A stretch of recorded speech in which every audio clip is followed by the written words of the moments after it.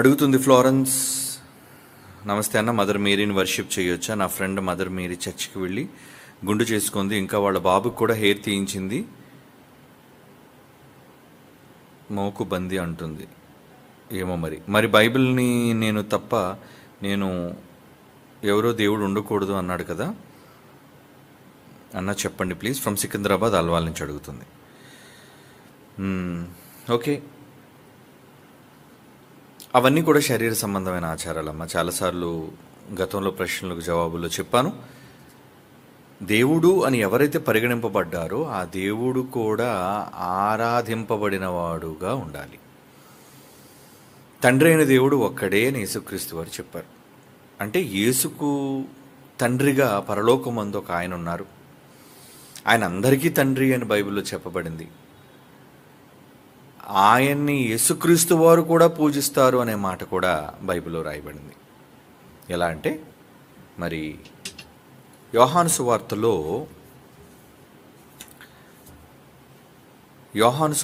రాయబడిన ఒక సందర్భంలో యేసుక్రీస్తు వారు ఏమంటున్నారో 4వ అధ్యాయంలో చూద్దాం.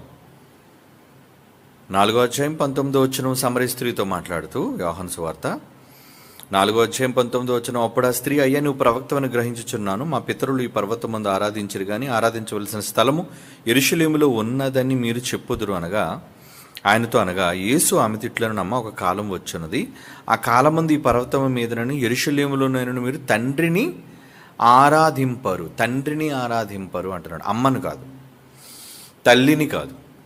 తండ్రి అంటే ఒక్కడే కదా తండ్రి ఉన్నాడు. ఆరాధనకు అర్హుడు, పూజ్యనీయుడు, పరిశుద్ధమైన ఆత్మలకు తండ్రిగా ఒకే ఒక ఆయన ఉన్నాడు. ఆయనే మనందరికీ తండ్రి, యెహోవా అని, సైన్యములకు అధిపతి అని, చాలా రకాలైన పేర్లతో ఆయన పాత నిబంధనలో కానీ క్రొత్త నిబంధనలో కానీ మనకి ప్రస్తావించబడుతుంటాడు ఆయన. కానీ నూతన నిబంధనలో యేసుక్రీస్తు వారు ఆయన ఏ పేరుతో పిలిచారు అంటే తండ్రి అనే పేరుతో ఆయన సంబోధించారు. అలా ఆయన సంబోధించటంలోని ఉద్దేశం ఏంటంటే, తండ్రి అంటే జన్మనిచ్చినవాడు అని అర్థం. కనుక తండ్రి పూజ్యనీయుడు, తండ్రి ఆరాధనకు అర్హుడు. అందుకే ఆమెతో ఈ మాట అంటున్నాడు 21వ వచనంలో, ఈ పర్వతము మీదైనను యెరూషలేములోనైనను మీరు తండ్రిని ఆరాధింపరు. అంటే అప్పటి వరకు తండ్రి కోసమే ఆరాధన జరుగుతుంది, తల్లి కోసం ఆరాధన జరగటం లేదు. ఏమండి? ఇకపోతే ఇంకొక మాట కూడా కింద చూద్దాం, చూడండి. 22వ వచనం తర్వాత మాట, అదే అధ్యాయం యోహాను సువార్త 4వ అధ్యాయం 22వ వచనం, మీరు మీకు తెలియని దానిని ఆరాధించువారు, మేము మాకు తెలిసిన దానిని ఆరాధించువారము అంటున్నాడు. మేము అంటే ఎవరెవరితో మాట్లాడుతున్నారు? సందర్భానుసారమైన జ్ఞానం బైబిల్లో కావాలి. ఈ మాట యేసు ప్రభువు వారు సమరయ స్త్రీతో అంటున్న మాట.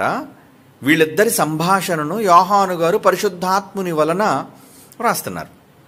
అంటే ఇక్కడ సందర్భం ఎవరెవరితో అంటున్నారు? ఇక్కడ మేము అన్నది యేసు ప్రభు వారు ఆమెతో అంటున్నారు, సమరయ స్త్రీతో. అక్కడ ఏమని సంబోధిస్తున్నారు ఆయన? మీరు మీకు తెలియని దానిని ఆరాధించువారు, మేము మాకు తెలిసిన దానిని ఆరాధించువారము. అంటే యేసుక్రీస్తు వారు కూడా తన్ను ఆరాధకులలో ఒకనిగా ఆయన కలుపుకున్నారు. అంటే యేసుప్రభు వారు కూడా తండ్రిని ఆరాధిస్తున్నారా? అసలు యేసుప్రభు వారే తండ్రిని ఆరాధిస్తే మరలా మధ్యలో ఎవరో వ్యక్తులను ఆరాధించవలసిన అవసరత ఏముంది? ఆలోచించండి. అంటే ఇవన్నీ మానవ కల్పితాలు. ఎక్కువగా ఈ రోమా ప్రభుత్వ కాలంలో అధికారిక ధర్మంగా, గ్రంథంగా బైబిల్ పరిగణించబడిన తర్వాత, కాన్స్టంటైన్ వచ్చిన తర్వాత, వాళ్ళు యేసుప్రభువుని కన్నా మరియమ్మకి ఎక్కువగా విలువనివ్వడం ప్రారంభించారు. అందుకే రోమన్ క్యాథలిక్స్ అనేవాళ్ళు ఆమెని ఆరాధిస్తూ ఉంటారు. నిజానికి బైబిల్లో ఆమెను ఆరాధించవలసిన అవసరత లేదు. ఎందుకంటే ఆమె దేవత కాదు. ఆమెను అందరితో సమానంగా యేసుప్రభు వారు పోల్చారు. ఎలా అంటే సమాజంలో లేదంటే ఆయన ప్రసంగిస్తున్నప్పుడు ఒక స్త్రీ లేచి, నీవు కుడిచిన స్తనములు, అలాగే నిన్ను మోసిన గర్భము ధన్యములైనది ప్రభువా అని ఆమెతో అని ఒక గట్టిగా బిగ్గరగా కేకలు వేసి ఆమె చెప్పినప్పుడు యేసు ప్రభు వారు ఒక మాట అన్నారు. ఏమన్నారు ఆమెతో? ఏమన్నారంటే, అమ్మా, నిజంగా నన్ను మోసిన గర్భము నేను కుడిచిన స్తనములు ధన్యములైతే కావచ్చు, కానీ నా వాక్యము విన్న వాళ్ళు ఎవరైతే ఉంటారో, లూకాసు వార్త చూడండి 11:27 జనసమూహంలో స్త్రీ లేచేమంటుంది చూడండి.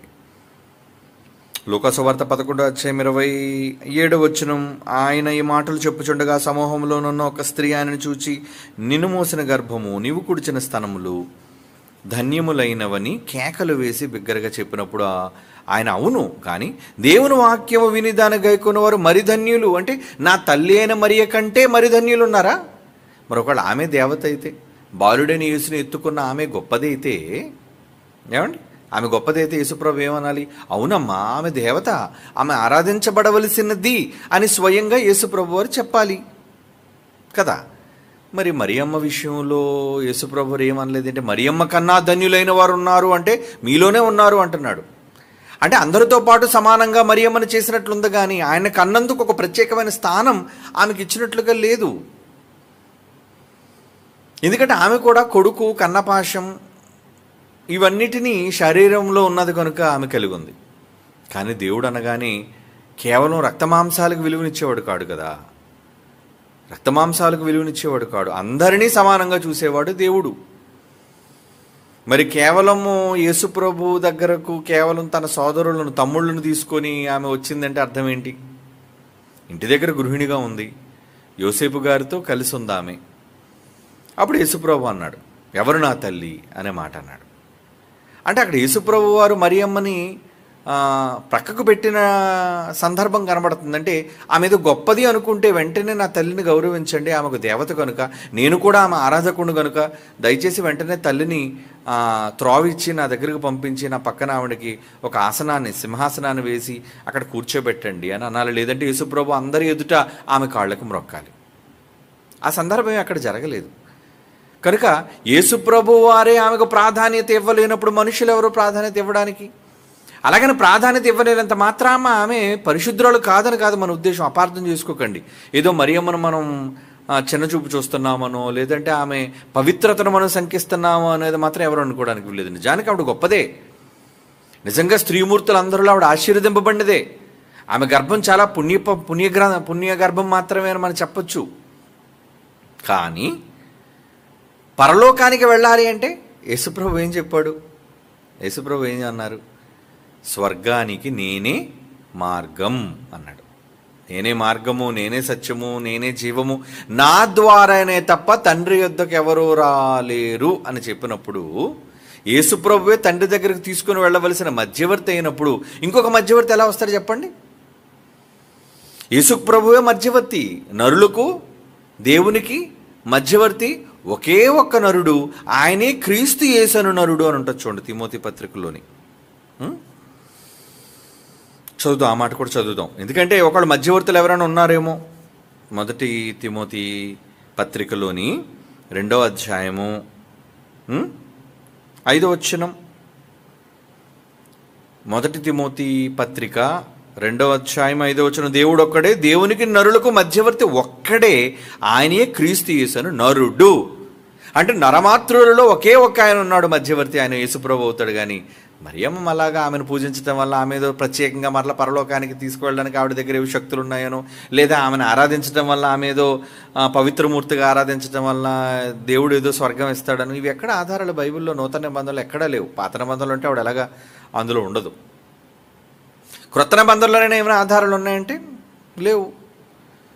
కనుక ఇవన్నీ మొక్కుబళ్ళు వాళ్ళు చేసేవన్నీ కూడా వాళ్ళు బాధపడినా ఏమనుకున్నా పునీతరాలుగా మనం ఒప్పుకుంటాం. పరిశుద్ధుడైన యేసుప్రభుని కన్న తల్లి ఒక పవిత్రమూర్తి అని మనం ఒప్పుకుంటాం. కానీ ఆమె ఆరాధింపదగినదా? దేవుని కంటే ఆరాధింపదగినదా? దేవుని కంటే పూజింపదగినదా అంటే ఎలా అనుకుంటాం చెప్పండి? దేవుని కంటే ఎలా పూజింపదగిన చెప్పండి? చదువుతాం మరలా యోహాను సువార్త 4వ అధ్యాయం. యోహాను సువార్త 4వ అధ్యాయం ఏమంటున్నాడు అక్కడ? 21, 22 23 కూడా చదువుదాం.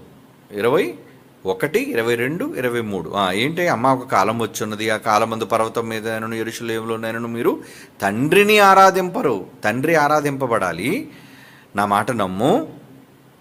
ఇది మీకు తెలియని దానిని ఆరాధించేవారు, మేము మాకు తెలిసిన దానిని ఆరాధించేవారము అని తను కూడా ఆరాధకుల్లో ఒకటిగా కలుపుకుంటున్నాడు. రక్షణ యూదులలో మాత్రమే కలుగుచున్నది. అయితే యథార్థముగా ఆరాధించేవారు ఆత్మతోనూ సత్యముతోనూ తండ్రిని ఆరాధించు కాలము వచ్చుచున్నది, అది ఇప్పుడునూ వచ్చేయున్నది.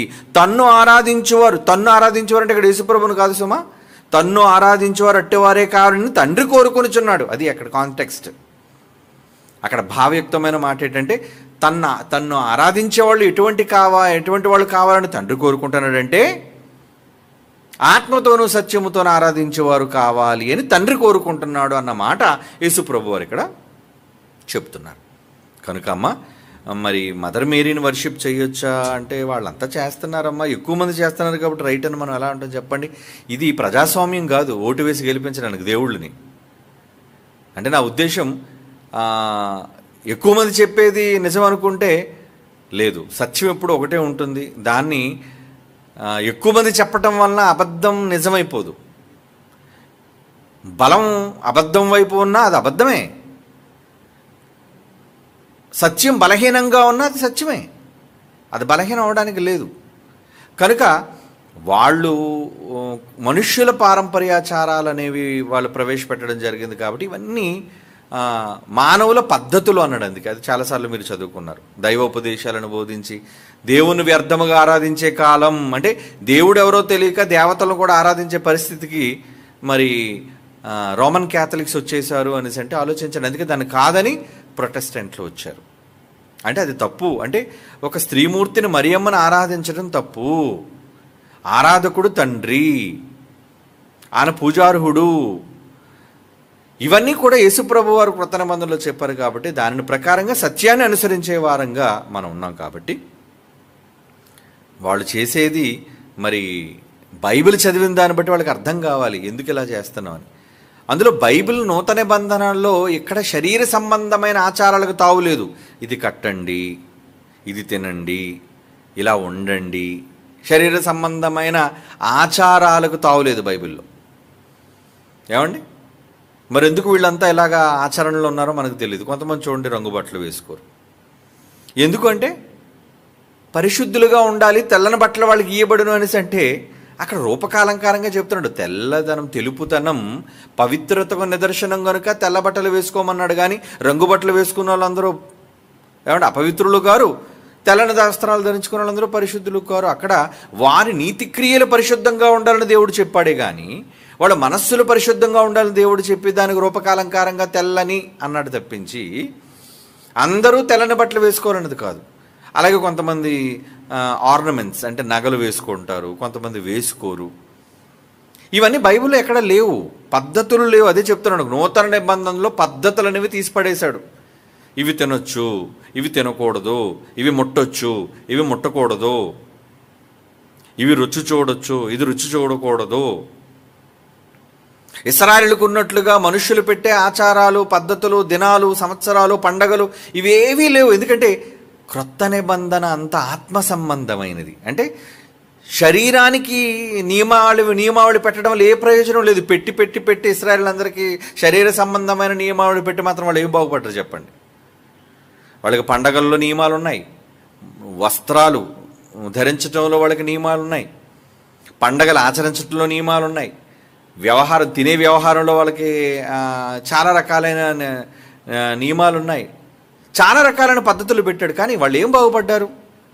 బాగుపడకపోగా నిజం చెప్పడానికి వచ్చిన యేసుప్రభుని చెప్పేశారు. ఇంకా అలాంటప్పుడు దేవుడు కూడా విసిగిపోయి, వద్దు నాన్న, ఈ శరీర సంబంధమైన ఆచారాలు వీళ్ళకి ఇవ్వద్దు, దానివల్ల వీళ్ళు ఏమీ మారలేరు, కనుక ఆత్మ సంబంధమైనవి మాత్రమే మనం వీళ్ళకి ఇవ్వాలి. అంటే పరలోకానికి ఆత్మ చేరాలి అంటే భూమి మీద మనం ఏం చేయాలి అన్నది మాత్రమే బైబిల్లో చెప్పబడింది. కానీ శరీర సంబంధమైన వేటి విషయంలోనూ నియమావళి లేదు. ఒక వివాహం కావచ్చు, ఒక ఇల్లు కట్టుకోవడంలో కావచ్చు, ఏమండి, ప్రార్థనలో కావచ్చు. ప్రార్థన కళ్ళు మూసుకొని చేయాలి, కళ్ళిప్పు చేయాలి, ఏమండి, యేసుప్రభు అయితే కళ్ళుపై ప్రార్థన చేశారు, ఆకాశం వైపు కన్నులెత్తి అని అన్నాడు. మనమంతా ఎందుకు కళ్ళు మూసుకొని ప్రార్థన చేస్తున్నాం? ఎందుకంటే కళ్ళిప్పు చేస్తే చుట్టూ కనబడుతుంటారు, ఎవరైనా అన్నారు అనుకోండి ప్రార్థన ఆగిపోద్ది మనకి. కనుక మన మైండ్ డిస్టర్బ్ అవ్వకుండా ఉండాలంటే ఏకాగ్రత కోసం అని చెప్పి మనం పాటించడం, మన సులువును పాటించాలి, అంతేగాని ఖచ్చితంగా అందరూ కళ్ళు మూసుకొని ప్రార్థన చేయాలి. నా చిన్నప్పుడు ఒక ఆయన ఉండేవాడండి, ఆయన పేరు ఐజక్. నేను చిన్నప్పుడు చూసి ఆశ్చర్యపోయాను, షాక్ అయిపోయాను. నేను మన చర్చ్ మెంబర్గా ఉండేవాడు. అంటే నా చిన్నతనంలో నేను 5వ తరగతి 4వ తరగతి చదువుకునేటప్పుడు. ఆయన పేరు ఐజక్ పాల్.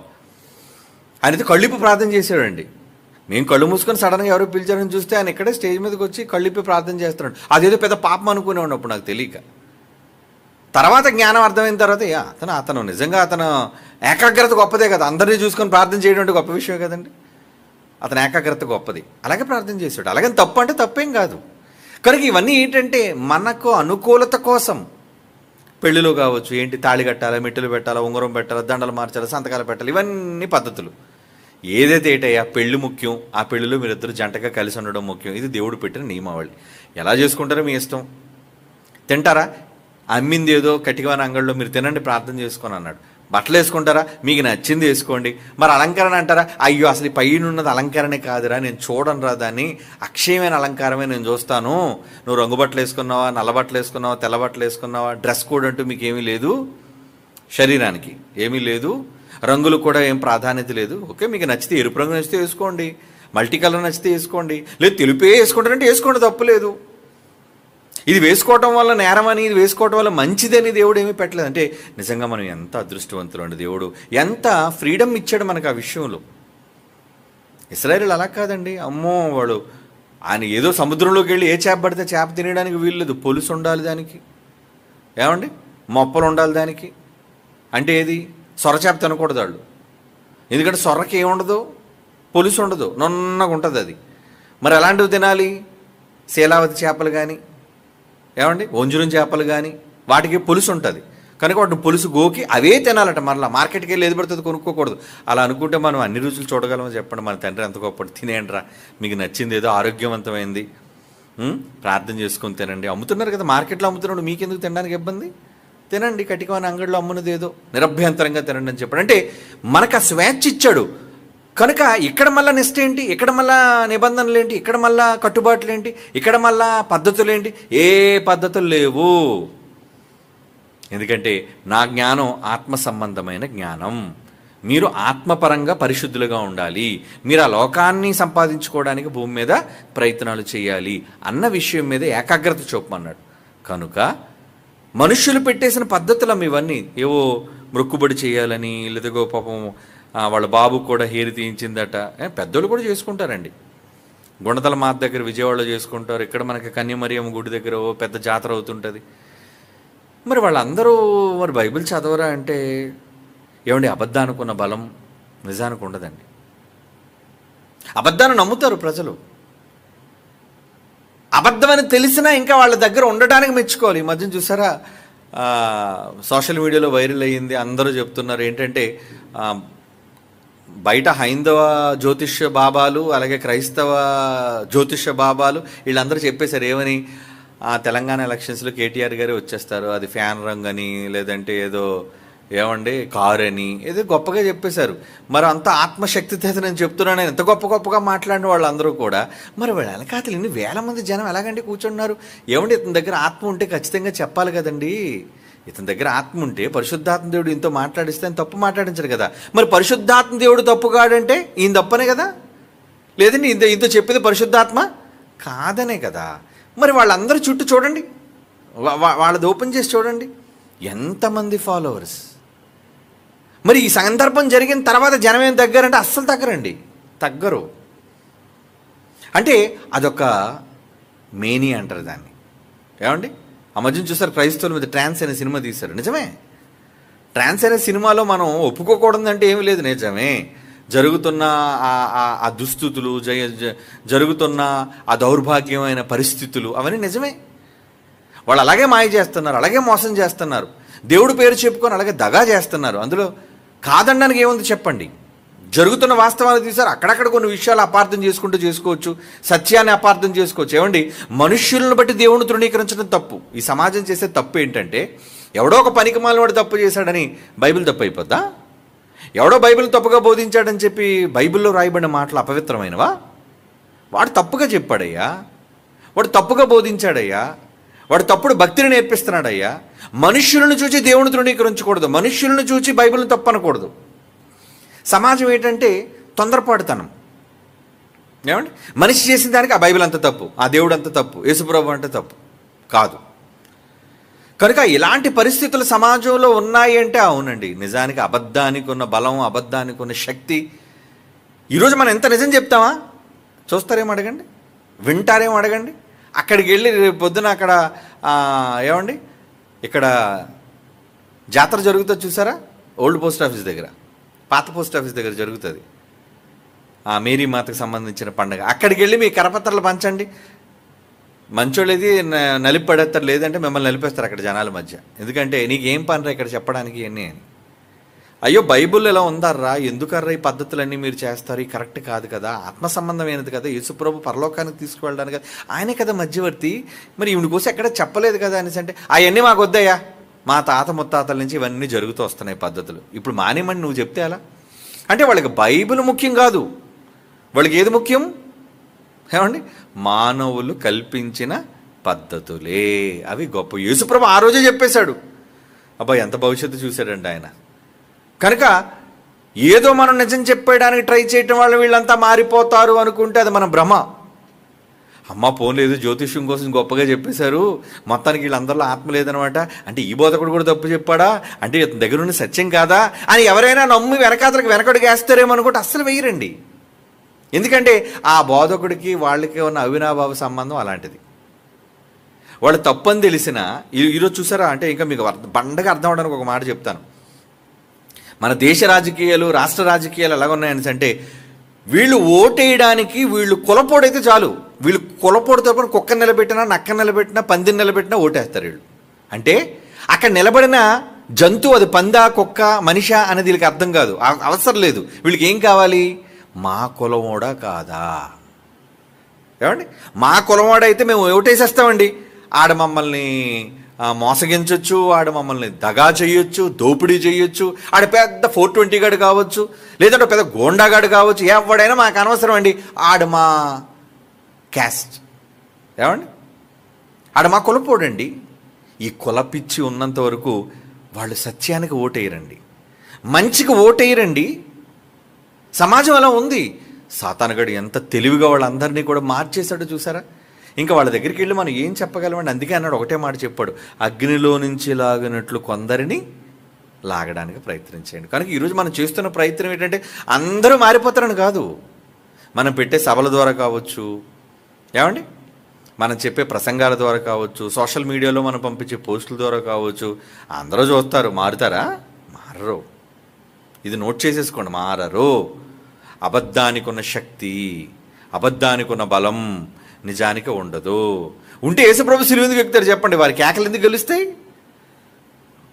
పిలాతు లాంటి వాడు వచ్చి ఈయనలో నాకు ఏ దోషం లేదండి, మంచోడండి, ఏ తప్పు చేశాడయ్యా, ప్రూవ్ అవ్వలేదు కదా, ఈయన చేసిన తప్పేది ప్రూవ్ అవ్వలేదు కదా, కనుక విడుదల చేస్తున్నాడు. ప్రతి వాడు ఇలాగే మాట్లాడుతున్నాడు, కైసరికి వ్యతిరేకంగా మాట్లాడితే కంప్లైంట్ ఇస్తాను ఏమైందని సరికి ఆడు భయపడిపోయాడు. ఒరే బాబు మీకు ఒక దండం రాని ఏం చేసుకుంటారో చేసుకోండి, నాకు మాత్రం ఈ పాపానికి ఏమి సంబంధం లేని చేతులు గడిగేసుకున్నాడు. అంటే ఏంటి? ఒక అధికారిగా ఉండి కూడా ఏమీ చేయలేకపోయాడు, ఒక అధికారిగా ఉండి కూడా ఏం చేయలేకపోయాడు. ఎందుకంటే ఆ చుట్టూ ఉన్న ఆ రోజు యూద సమాజానికి అంత భయం, టెర్రర్, భయం అండి. అంత టెర్రర్ ఏంటి? అంత వాళ్ళకి భయపడిపోతారేంటి? ఏంటి పిలాత్ అంటే వాడు గవర్నర్ కదండి, రోమాకి ఆ ప్రాంతానికి వాడు అధిపతి కదా, కైసర్ కింద పనిచేసేవాడు కదా, వాడి చేతిలో పవర్ లేదా? ఉంది. ఎందుకండి మొన్న నేను ఛత్రపూర్ వెళ్ళాను కదా, ఒడిశా రాష్ట్రం వెళ్ళాను, జరిగిన న్యూ ఇన్సిడెంటే మీకు చెప్తాను. అక్కడ సంస్కృతి భవన్ అని ఒక భవనం ఇచ్చారండి, దానికి కలెక్టరే డైరెక్ట్గా ఆర్డర్ ఇచ్చాడండి, 3 రోజులు మీరు పెట్టుకోవచ్చు అని. కానీ ఈలో బజరంగ్ దళాలు వచ్చి 100 మంది మీరు మీటింగ్ పెడితే కొడతాం, పాస్టర్ని కూడా కొడతాం, ఎవరు వచ్చినా ఎంత పెద్దోడు వచ్చినా సరే అటాక్ మాత్రం చేస్తాం కన్ఫర్మ్ అన్నారు. ఏమండి, ఈ గొడవ అంతా చూసి కలెక్టర్ దగ్గరికి వెళ్ళి ఈ విషయం ఏమండి ఇలా 100 మంది వచ్చారండి, మన పిల్లలంతా చూస్తే ఎంతమంది 6 7 ఉన్నారండి, 10 మంది కూడా లేరు. వాళ్ళు చూస్తే 100 120 మంది వచ్చేసారు జనం. మీరు ఏం చేస్తే చేయండి, ఖచ్చితంగా కొడతాం వచ్చిన వాళ్ళని, మీటింగ్ అయితే అడ్డగిస్తాం అని చెప్పి అన్నారు. ఈ విషయం పోలీస్ స్టేషన్కి వెళ్తే పోలీస్ అధికారుల నుంచి కలెక్టర్ దగ్గరికి వెళ్తే కలెక్టర్ వెంటనే భయపడిపోయి, బాబు ఈ గొడవలన్నీ ఎందుకయ్యా బాబు, నేను పర్మిషన్ రద్దు చేస్తానని క్యాన్సిల్ ఆర్డర్ పంపించారండి.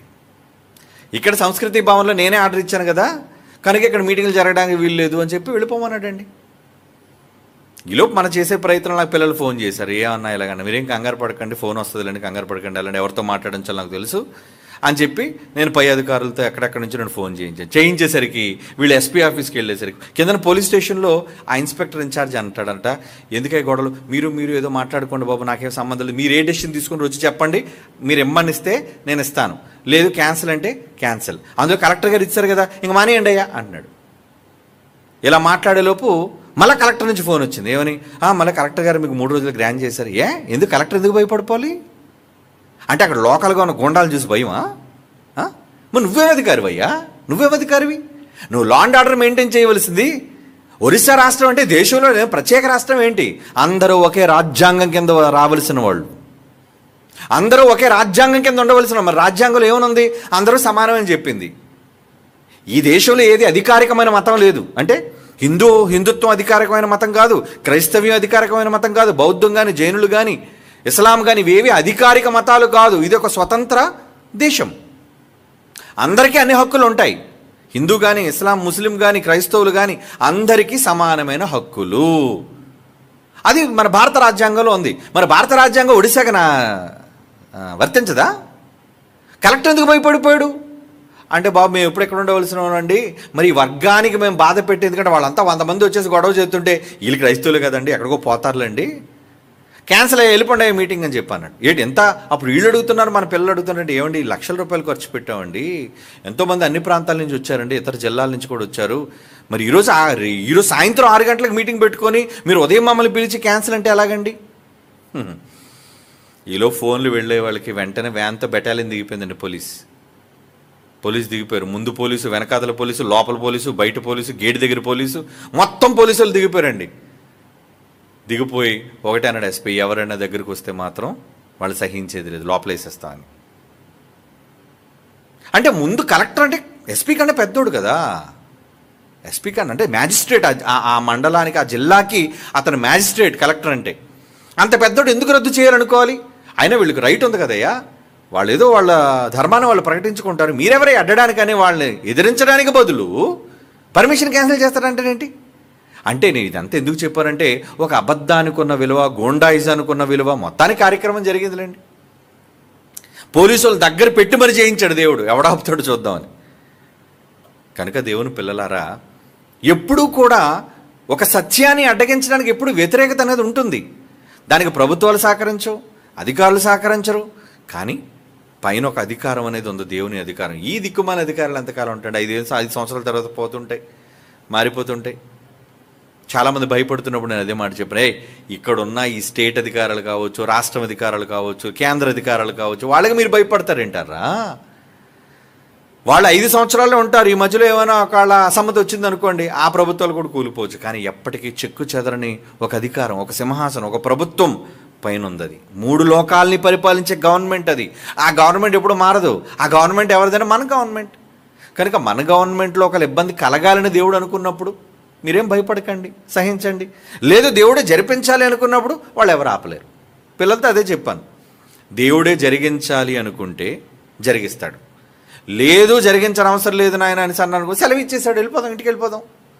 ఆయన ఒప్పుకోలేనప్పుడు మనం ఏం చేస్తాం? కనుక వ్యతిరేకత అనేది ఉంటుంది, అబద్ధానికి బలం అనేది ఉంటుంది, చాలా రకాల. పాపం పిల్లలైతే అండి, ఆ కన్వీనియన్స్, నేను వచ్చి కారు దిగేసరికి పాపం ముఖాలన్నీ మాడిపోయి ఏడుపు మొహాలతో చాలా, ఇంకొకటి కన్నీళ్ళు ఒకటే తక్కువ అనమాట. కానీ దేవుడు మన పక్షాన ఉన్నప్పుడు ఎప్పుడైనా కార్యక్రమాలు జరిగిస్తాడు. అది దేవుడు అనుకుంటే, మనం అనుకుంటే కాదు. మనం అనుకోవటం వల్ల ఏమీ జరగదు. తండ్రి జరిగించాలి అనుకుంటే ఖచ్చితంగా జరిగించి తీరుతాడు. మొత్తానికి అసలు సభ జరగనివ్వకూడదు అనుకున్న వాళ్ళు సైతం సిగ్గుపడిపోయారు. అరే సభలు పెట్టేశారా, పోలీసు వాళ్ళు వచ్చేసారా, మీటింగ్ లోపలికి వెళ్తున్న వాళ్ళు కూడా ఉంది, ఆటో ఆపుతున్నారు. ఎవరు మీరు, దేనికి వచ్చారు, మీ చేతుల్లో ఏమన్నా చెప్పండి, బైబిల్లో అయితే లోపలికి వెళ్ళండి. అలా టెస్ట్ అందరిని పరీక్షించి లోపలికి పంపించారు ఆడిటోరియంలోనికి. కనుక అబద్ధానికి చాలా ప్రచారం ఉంటుంది. వాళ్ళు తప్పని తెలిసిన ప్రజలకున్న బలహీనత ఏంటంటే అబద్ధాన్ని సపోర్ట్ చేస్తారు, వాళ్ళు నిజానికి సపోర్ట్ చేయరు. అలాంటప్పుడు మీరెందుకు తొందరపడతారు, మీరెందుకు భయపడిపోతారు, మీరెందుకు బాధపడిపోతారు చెప్పండి? అది ఎప్పుడూ ఆనవాయితీగా జరుగుతూ వస్తున్నదే. కాబట్టి లోకమంతా చూసినప్పుడు బాధ కలుగుతుంది. ఏంటారు ఎన్ని లక్షల మంది అబద్ధాన్ని నమ్ముతున్నారేంటి, మనం వెళ్ళి నిజం చెప్పేస్తే బాగున్ను, ఇలాంటి మీటింగ్లో మనకు కూడా మైక్ ఇచ్చేస్తే బాగున్ను, నేను కూడా వేదికకి చెప్పేస్తే బాగున్ను, వీళ్ళంతా నిజం తెలుసుకుంటారేమో అని మీరు అనుకుని తొందరపడుతుంటారు. కానీ దేవుడు ఏమనుకుంటూ తెలుసా, ఒరే నాయన వీళ్ళంతా మారర్రా, ఎందుకంటే వీళ్ళందరూ ఆల్రెడీ నరకానికి రెడీ అయిపోయారు. ఈ క్యాండిడేట్లన్నీ అక్కడికి నేను సిద్ధం చేసేసాను కనుక అక్కడికి పోతారు. వాళ్ళ కోసం మీరు ఆలోచించకండి. అగ్నిలో నుంచి కొందరిని రక్షించండి, కొందరిని అన్నాడు చూడండి. ఎందుకంటే పరలోకానికి వెళ్ళే వాళ్ళ రేషియో ఎంత, సంఖ్య కొద్దిమంది అని చెప్పాను. కనుక రిజల్ట్ తెలిసిపోయినప్పుడు వీళ్ళందరి కోసం ఎందుకు అయ్యో పాపం అనుకోవడం? మన ధర్మం ప్రకటించటం. విన్నవాడు మారుతాడు, వినవలసిన వాళ్ళు విన్నారు, మారవలసిన వాళ్ళు మారుతారు కూడా. కనుక అమ్మ ఇవేమి పట్టించుకోకండి, సత్యాన్ని ఎప్పుడు మీరు నమ్మండి, సత్యాన్ని మీరు ప్రకటించండి. ఓకే, తర్వాత